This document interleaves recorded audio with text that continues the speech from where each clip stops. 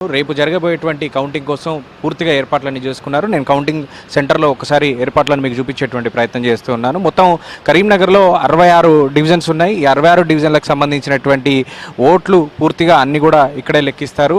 పక్కనే ఉన్నటువంటి స్ట్రాంగ్ రూముల నుంచి బ్యాలెట్ బాక్సుల్ని ఇక్కడికి తీసుకొచ్చి ఇక్కడ ఒక్కొక్క రౌండ్కి ఒక్కొక్క డివిజన్కి ఒక్కొక్క టేబుల్ని అరేంజ్ చేశారు. ఇలా 3 రౌండ్లు లెక్కింపు జరుగుతారు. ఒక్కో రౌండ్లో మొత్తం 1000 ఓట్ల లెక్కింపు కొనసాగుతూ ఉంటుంది. సో డివిజన్లో ప్రతి డివిజన్లో కనుక చూస్తే మనం 3000 ఓట్లు సరాసరిగా పోలయ్యాయి. ఈ నేపథ్యంలో మొత్తం 3 రౌండ్లలో ఫలితాలు రాబోతూ ఉన్నాయి.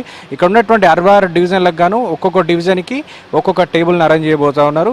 66 డివిజన్లకు సంబంధించినటువంటి ఫలితాలు ఆ టేబుల్స్లో లెక్కిస్తూ ఉంటారు. 3 టేబుల్స్కి సంబంధించి ఒక్కొక్క సూపర్వైజర్ని ఏర్పాటు చేశారు. సో ఎలాంటి ఇబ్బందులు జరిగినా కూడా అక్కడ ఉన్నటువంటి కౌంటింగ్కి సంబంధించినటువంటి ఏజెంట్లను ఇప్పటికే తమ అభ్యర్థులు నియమించుకుంటారు. వాళ్ళ అభ్యర్థులందరూ కూడా కౌంటింగ్ని పూర్తిగా తమ కళ్ళ ముందే పర్యవేక్షించుకునేటువంటి అవకాశం ఉంటుంది.